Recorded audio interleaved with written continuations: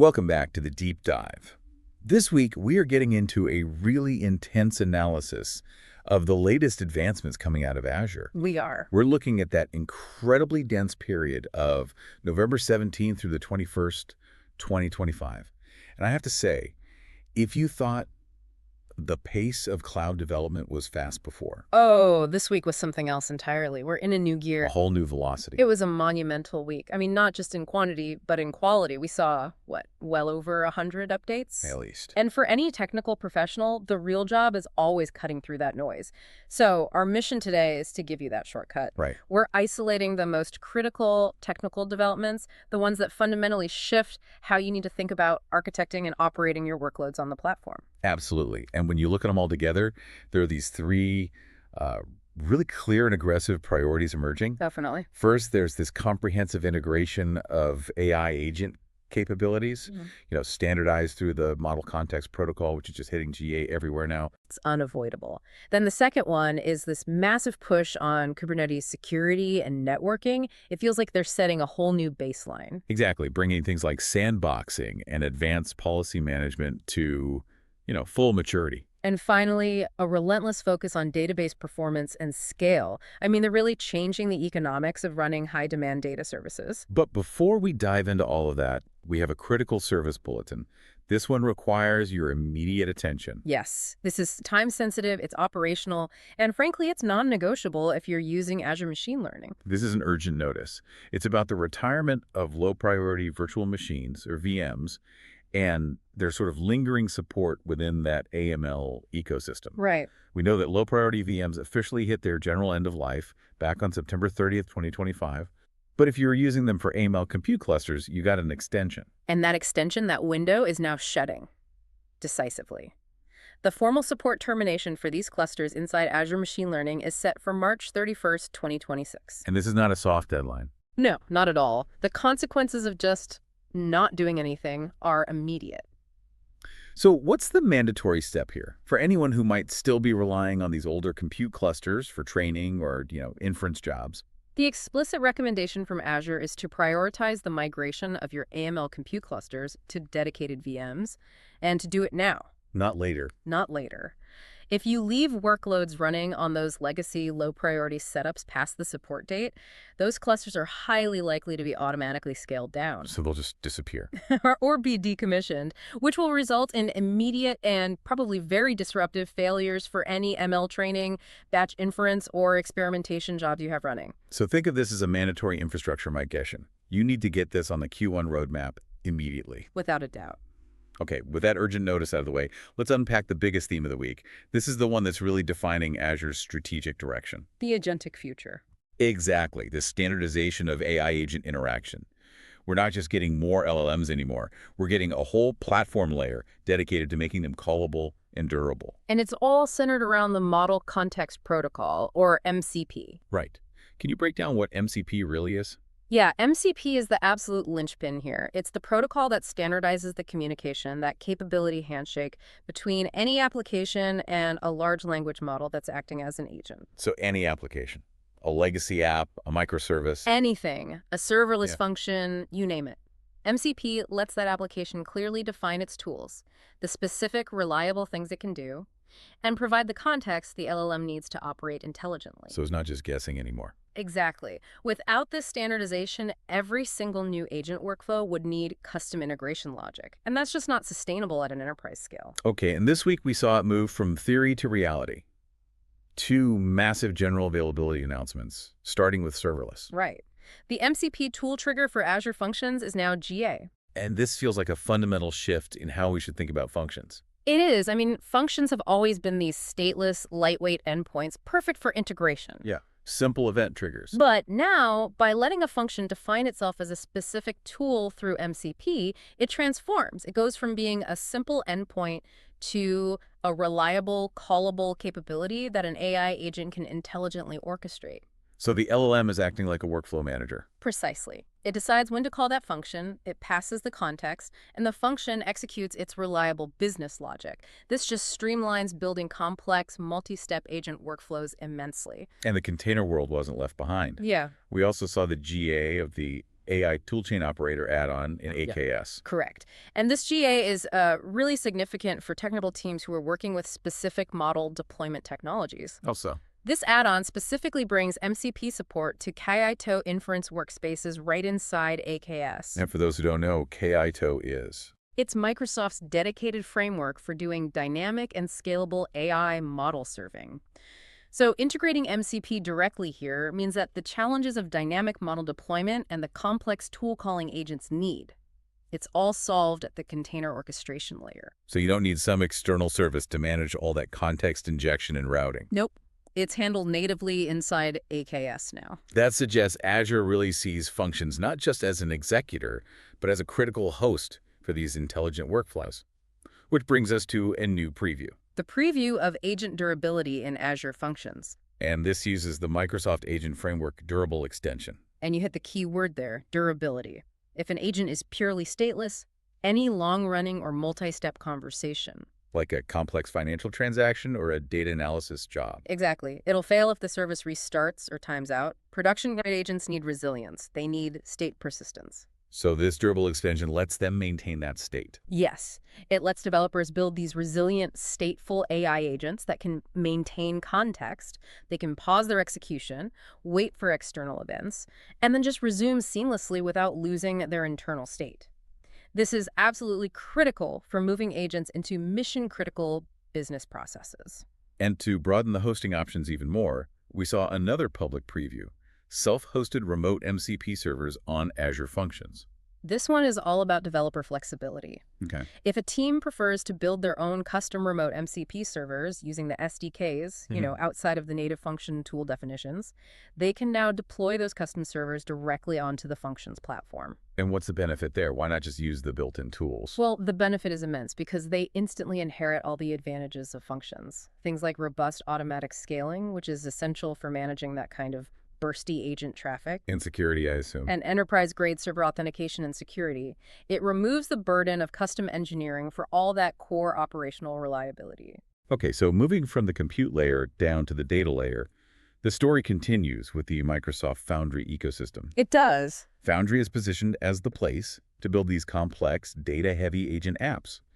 And this week, the focus was all on integrating models and data services, all standardized through MCP. And the first thing that stands out is the expansion of model choice. Right, the public preview of Claude in Microsoft Foundry. And this isn't just about adding another LLM. This announcement brings Anthropic's really powerful models, Sonnet 4.5, Opus 4.1, and Haiku 4.5, directly into the Foundry environment. What's the technical implication of having those specific models? Well, you get access to models that are renowned for their advanced long-context reasoning capabilities and their, frankly, superior coding performance. So for developers building agents that need to process massive documents or generate complex code. This is a huge advantage. It expands the complexity ceiling for what you can build with an agent inside that single integrated development environment. And the sheer breadth of new data connections that hit Foundry this week, it shows a commitment to making operational data instantly available to these agents. Exactly. And they're presented as formal, callable tools in the MCP catalog. The whole focus is making data agents enterprise-ready. Let's run through some of the most impactful ones. What about Redis? So Azure Managed Redis, the preview lets you use Redis as a high-speed knowledge or memory store for your Foundry agents. So for retrieval augmented generation for our reg. Perfect for reg. Redis provides that essential low-latency cache you need for fast lookups and short-term conversational memory. It just speeds up agent response time significantly. Okay, next up, a big one. Azure Databricks. Yes, Azure Databricks Genie. Databricks is deeply intertwined here with two major updates. Ew. Yeah. First, you can now link Databricks Genie spaces directly to Foundry agents via MCP. So agents can access trusted, governed, curated data environments. Correct. And second, Genie is now also available in Microsoft Copilot Studio. Which unlocks Conversational analytics. It allows business users to interact with complex data lakes using just natural language, all powered by this agent framework. That's huge. And what about the operational data side, Cosmos DB? Yes, the Azure Cosmos DB MCP Toolkit preview. This one is vital for applications that deal with operational data in real time. Okay. It gives Foundry agents direct, native access to data stored in Cosmos DB for NoSQL. So if your agent needs to do real-time lookups, inventory checks, operational updates. They can hit the primary data store directly and reliably. Exactly. And it wasn't just NoSQL. We also saw native integration for Azure Database for PostgreSQL. So extending into the relational world. Right. Building AI agents that can securely query and analyze data stored in PostgreSQL. This seamlessly extends agent capabilities into that foundational relational data that anchors so many enterprise systems. The agent ecosystem is no longer siloed away from core business data. With this proliferation of agents talking to each other, you have to start thinking seriously about governance. You do. And that's why the public preview of A2A, or agent-to-agent, API support in Azure API Management feels so telling. This is a huge win for operations and security teams, a really huge win. Why is that? Well, when agents start talking to each other, accessing data, executing business logic, that communication layer needs to be managed and secured and monitored, just like any traditional API endpoint. So API management now treats these agent APIs as first-class citizens. Exactly. It treats the agent APIs, including the underlying MCP tools, as first-class managed entities. So organizations can use the platform's existing tools to enforce security policies, rate limits, visibility, ensuring the whole thing remains auditable and secure. It's basically operationalizing the agent mesh. Okay, let's transition from the world of AI agents to the essential infrastructure foundation that hosts them, AKS. Right. And the core architectural insight in this section seems crystal clear. Azure is aggressively establishing Cilium as the foundational networking fabric for AKS. And they're using attribute-based access control, or ABAC, to enforce a new zero-trust security baseline for artifacts. This week was all about moving those experimental features into full production readiness. Who is this for, primarily? This is directly aimed at platform teams who are running AKS at true scale, especially in multi-tenant or highly regulated environments.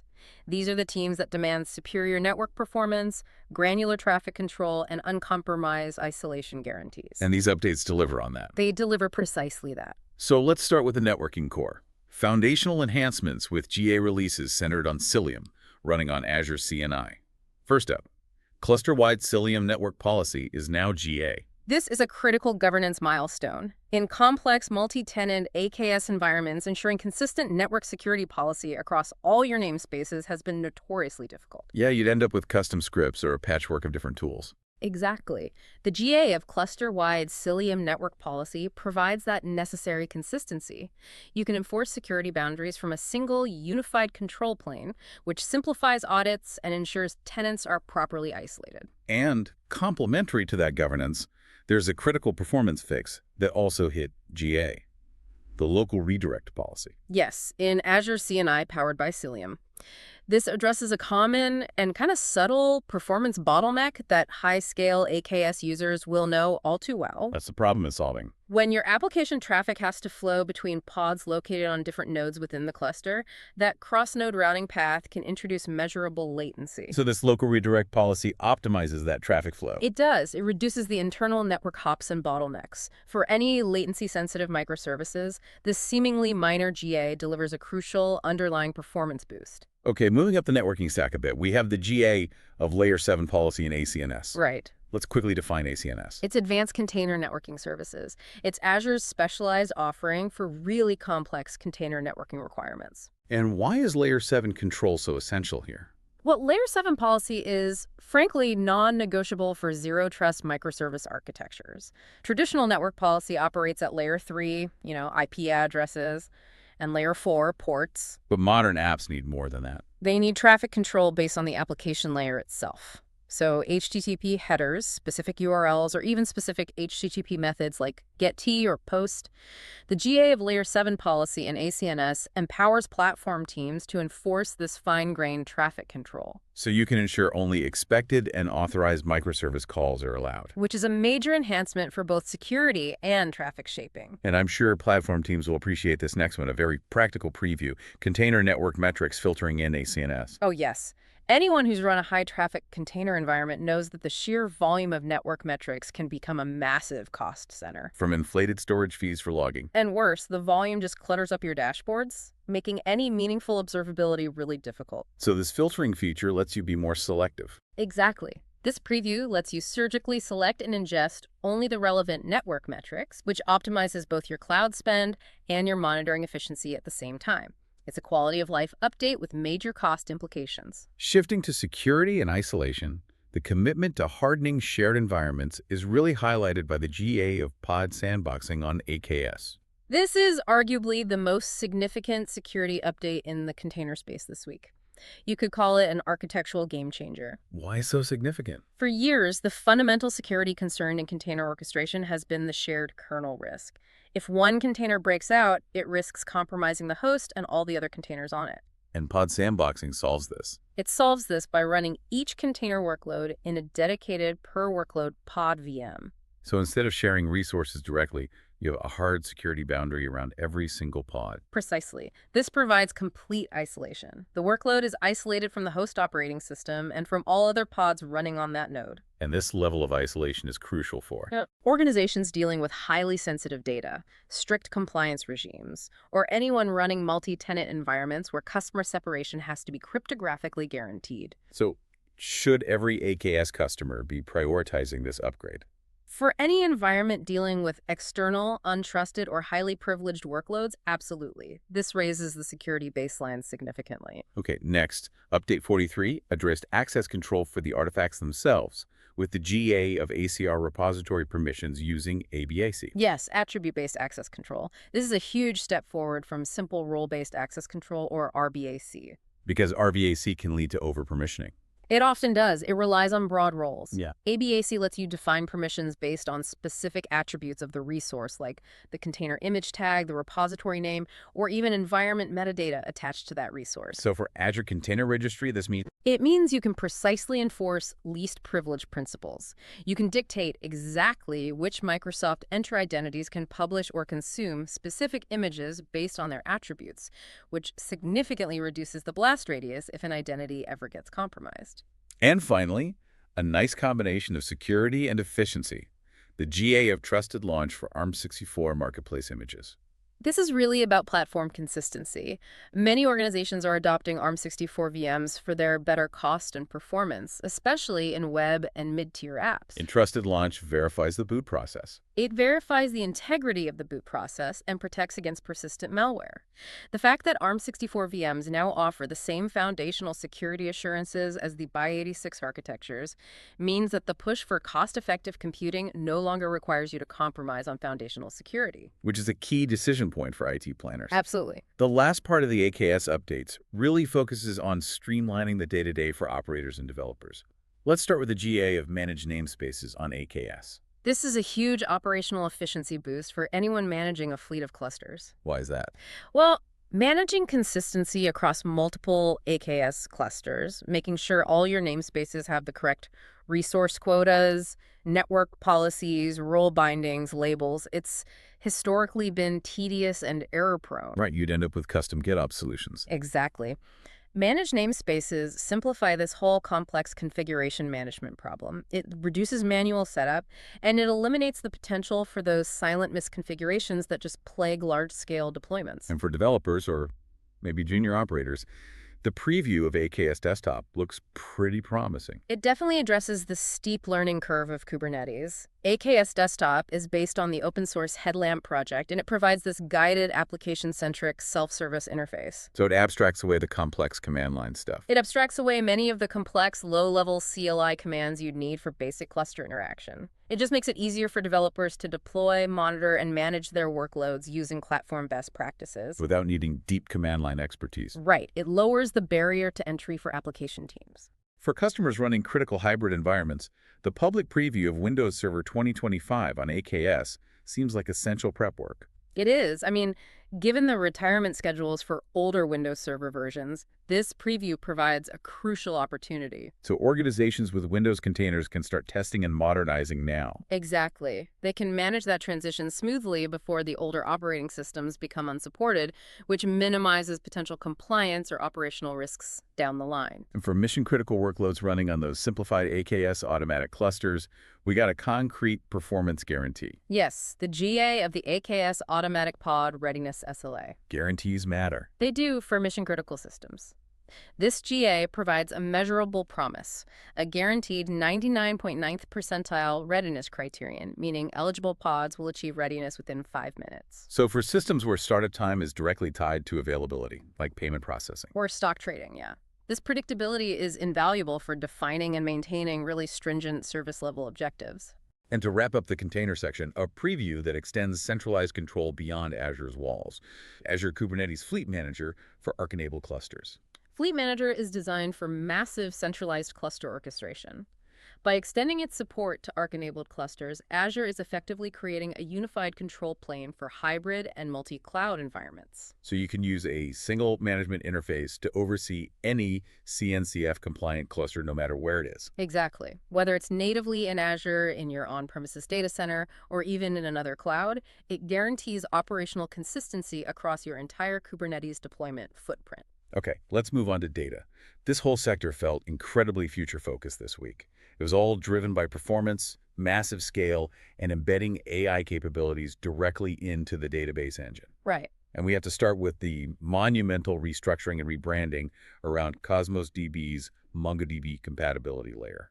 This is a signal of a major architectural pivot. It's a pivot towards open standards and massive scalability in the document database space. The big news is the GA of Azure Document DB. The open source MongoDB compatible document database service. And the fact that this is now governed by the Linux Foundation feels like a huge indicator of Azure's strategy. That Linux Foundation governance is the key distinction. This was formerly known as Cosmos DB for MongoDB, the RU model. Yeah. This rebranding signals a profound commitment to interoperability and, minimizing perceived vendor lock-in for organizations that are using MongoDB workloads, It's a strategic move to appeal to the open source community. while still leveraging the global distribution and performance of the Azure platform. Absolutely. And they made sure the transition is as painless as possible. We saw the GA of online migration from Cosmos DB for MongoDB RU to Azure Document DB. Zero downtime migration is crucial for production systems. This GA lets customers modernize their existing workloads directly from the Azure portal without any service disruption. And there's tooling for developers too. Right. The preview of the Azure Document DB migration extension for Visual Studio Code. It supports both online and offline migrations, embedding the necessary tooling right into the developer's environment. Okay, let's talk raw scaling power. The public preview of high-performance storage for Azure Document DB sounds like it's completely redefining the upper limits of what document databases can handle. It absolutely is. This is a leap designed to just crush traditional scaling limits. What are the numbers? We're talking maximum specs of 64 terabytes of capacity, 80,000 IOPS, and 1,200 megabytes per second of throughput per physical shard. Per shard. That's incredible. This update is critical for the largest document database users who previously would hit storage or IOPS ceilings, which force them into these really complex sharding strategies. This new storage tier just significantly improves the cost efficiency and simplifies the architecture. So you can manage bigger data sets on fewer resources. Precisely. And for those high-contention environments, the GA of priority-based execution in Azure Cosmos DB seems like an essential tool for maintaining your SLOs. Your service level objectives. Right. It's vital for traffic management. In environments where usage spikes and resource contention happens, this feature lets the system intelligently throttle low-priority requests first. Guaranteeing that your mission-critical operations proceed as normal. Exactly. Your real-time trades, user logins, critical data ingestion, they proceed rapidly and predictably.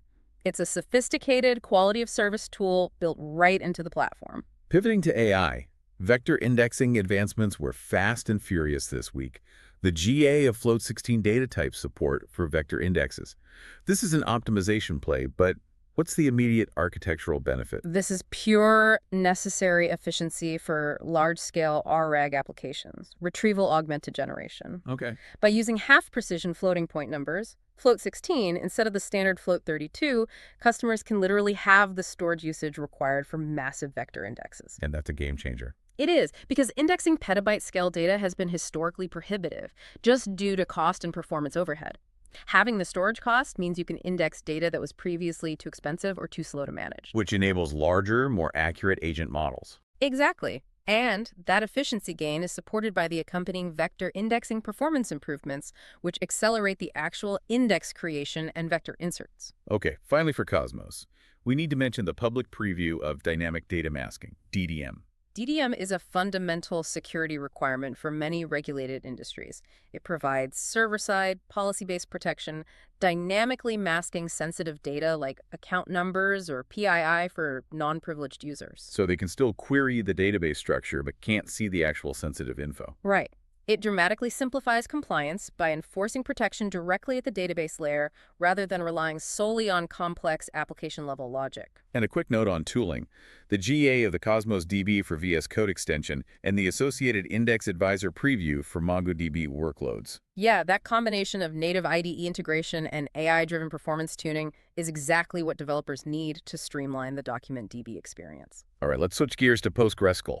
Flexible Server had maybe its biggest scaling announcement ever this week, the GA of Elastic Clusters. This GA fundamentally alters how technical users should approach multi-tenant SaaS architecture using PostgreSQL. How so? Traditionally, if you needed horizontal scaling in a relational database, you had to manage sharding yourself. And that is a complex, expensive, and error-prone operational task. Tenant isolation, data migration, distribution. All of it. A headache. And Elastic Clusters removes that headache. So it automates the sharding. Yes. Yeah. It enables horizontal scaling through automated row-based and schema-based sharding.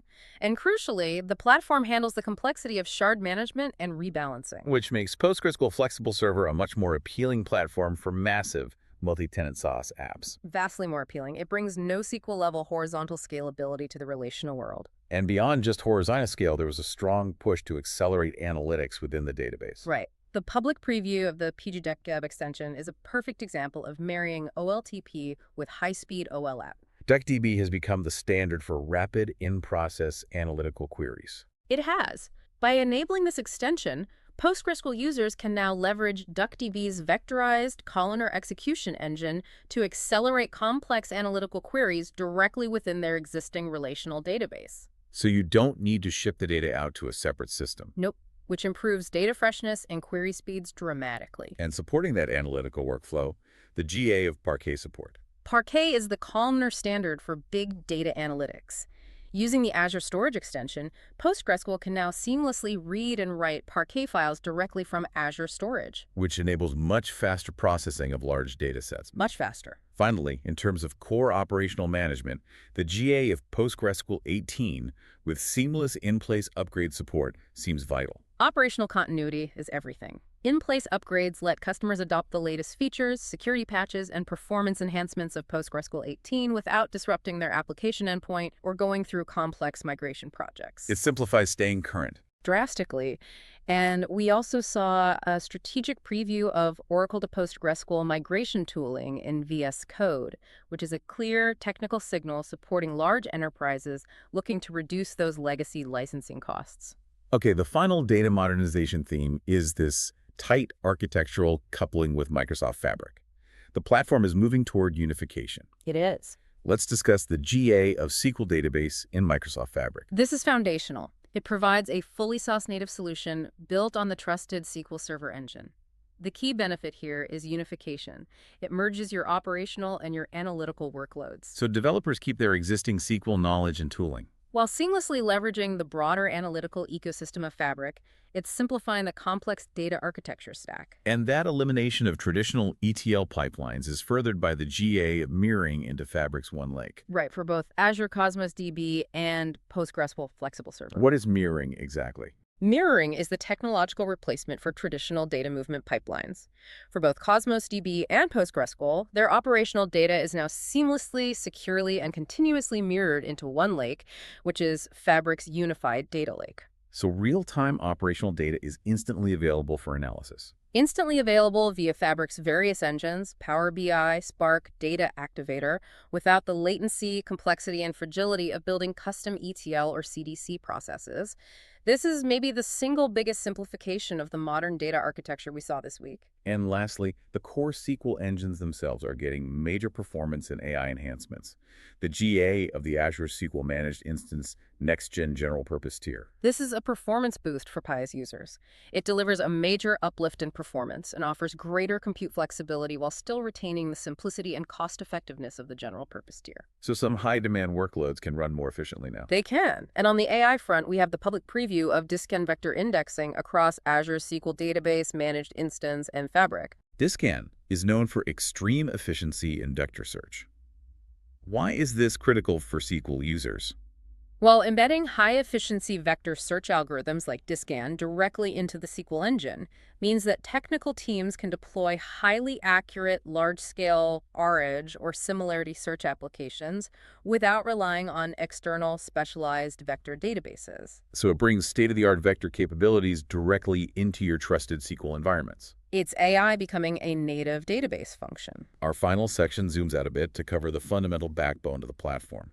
We're talking core infrastructure, compute flexibility, and global security hardening that supports all of the AI and data work we've just discussed. These are the engine room improvements. They affect everyone, and they're focused on efficiency, supporting open standards, and prepping the platform for next-generation hardware. Let's start with serverless. The Azure Functions Flex Consumption Plan is clearly the future of serverless compute there. It seems to be. And the GA of custom handlers in Azure Functions Flex Consumption speaks directly to language agility. Custom handlers are really the ultimate expression of serverless flexibility, since they're essentially lightweight web servers that only need to support basic HTTP primitives. This GA means you can deploy functions written in virtually any language, Rust Go.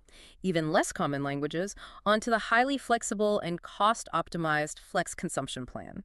This lets developers use specialized languages without having to wait for or depend on Azure's native runtime support. And for those using natively supported languages, we saw crucial preview support for modernization.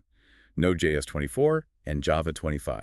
Staying current with runtimes is vital for security and performance. The move to Node.js 24, for example, it defaults to 64-bit on Windows function apps, ensuring compatibility for larger memory workloads. And Java 25. Enhanced security features and a longer support window, which is critical for enterprises running large, established Java applications on the functions platform. On the high-performance compute side, we saw the public preview of NCV6 virtual machines. This is a hardware refresh focused on the most demanding workloads. The NCV6 RTX PRO 6000 Blackwell Server Edition VMs, that's a mouthful. It is. They represent a significant jump in GPU compute power. For technical users involved in large-scale model training, advanced 3D visualization, or high-performance computing, this new series provides a critical acceleration capability. To just reduce processing times and increase throughput. Dramatically. And we often only get these private preview glimpses into Azure's foundational infrastructure improvements via Azure Boost updates. What did this week's previews tell us? Azure Boost is the underlying tech that offloads traditionally hypervisor-managed tasks like networking and storage I/O to purpose-built hardware. It improves performance and security for all VMs. So what were the updates? The private previews this week focused on two areas: confidential device support and major enhancements to remote storage throughput and network bandwidth. While these are internal engine room fixes, they signify future platform-wide improvements. That will translate into faster, more reliable performance for every Azure VM you deploy. Exactly. Okay, let's talk networking security. It's getting consistent hardening attention. Let's start with the GA of ExpressRoute's scalable gateway, Scale. Can you explain why simplifying this high-bandwidth gateway is so important?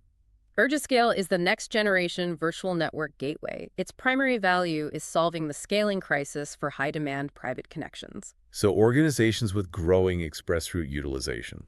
They often faced complicated manual reconfigurations to meet growing bandwidth needs. Scale provides dynamic scaling of the gateway infrastructure automatically.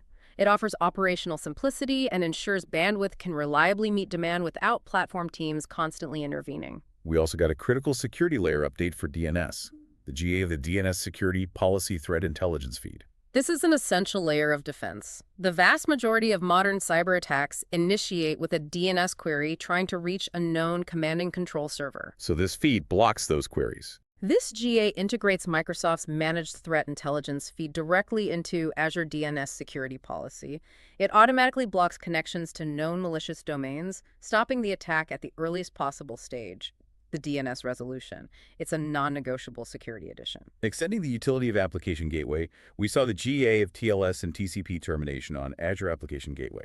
This enhancement moves Application Gateway beyond just web traffic, so beyond HTTP and HTTPS. Yeah. It now lets it load balance and securely process non-HTTP traffic, specifically those relying on generic TCP or raw TLS protocols. So it's a more versatile edge appliance. Much more. And staying on defense, the public preview of the Microsoft HTTP DDoS rule set 1.0 on Application Gateway v2 targets evolving attack vectors. DDoS attackers are constantly refining their techniques to leverage the complexity of the HTTP layer, and they often evade static controls. This new rule set is engineered specifically for the WAF v2 to target these sophisticated, evolving HTTP layer DDoS attacks. It's an updated defense mechanism. And for network operations, the public preview of Network Watcher Agentless Connection Troubleshoot looks like a huge quality of life improvement. It truly is. Previously, diagnosing connectivity issues often required you to install the Network Watcher extension on the target VMs, Which introduced friction, time delays, and management overhead. By eliminating the need for that extension, diagnosis becomes simpler, faster, and fully agentless. This significantly accelerates network troubleshooting time, which is critical during an outage. and finally, a cohesive move towards open standards for observability. Yes, the GA of OpenTelemetry support for Azure Functions and advanced sampling in Azure Monitor. And how do these two work together? It's a partnership for production-ready observability. The OpenTelemetry support means Functions developers can export logs, traces, and metrics using open industry standard protocols. For integration with diverse monitoring ecosystems. Right, and this, combined with advanced sampling in Azure Monitor, ensures that platform teams capture the most critical traces and logs efficiently without incurring excessive data ingestion costs. Okay, rounding out the infrastructure section, let's look at storage resilience. The GA of Azure NetApp Files single file restore from backup is a major operational benefit. It solves a massive time sink. Imagine you need one critical configuration file from a week-old backup. Before this GA, you often had to restore the entire volume. Which could take hours and consume a ton of resources. Exactly. Now, you can restore individual files directly from the backup vault. This dramatically saves time and cost during focused recovery scenarios, streamlining your RTO for file-level issues. For hybrid environments, the public preview of Azure NetApp Files cache volumes provides a significant performance optimization. This leverages NetApp's established Flex Cache technology. It lets customers create persistent, high-performance cache volumes in Azure for data that might permanently reside on-premises or on other ONNTP-based systems. So it provides high-speed, local access in Azure for remote data. Exactly, fundamentally boosting the performance of hybrid workloads. And lastly, the preview of Smart Tier account-level tiering for Azure Blob Storage and ADLS addresses cost management. This is all about automation and cost efficiency. Smart Tier is an automated data tiering solution designed to eliminate the manual complexity of managing storage tiers. So you don't have to decide if data should be in hot, cool, or archive tiers anymore. The system does it for you. It automatically places data in the most cost-effective tier based on observed access patterns. For large-scale data lake environments, this dramatically reduces administrative overhead and ensures optimal storage spending. That brings us to the close of this deep dive. And the architectural themes emerging from this week's updates are incredibly cohesive. They really are. We saw the rapid, standardized deployment of AI agent capabilities via MCP and Foundry, which is tightly linked to all the foundational work of hardening AKS networking and security. With Cilium and pod sandboxing, right. And those compute and security improvements provide the necessary operational robustness for the sophisticated, highly scaled data platforms like Elastic PostgreSQL and DocumentDB high-performance storage that the agents need to access. My final synthesis here is that this sheer volume of highly technical integration updates MCP into functions, mirroring into Fabric, Discan into SQL. This isn't just a list of new features. It's more than that. It's evidence of a platform that is rapidly unifying into a tightly coupled AI-first ecosystem. For you, the technical user, the key focus has to shift from understanding individual service features to understanding how deeply the AI components are now embedded. They're functioning as native capabilities across compute, security, and data layers. Yes. The platform is designed to orchestrate intelligent workflows, not just execute static code.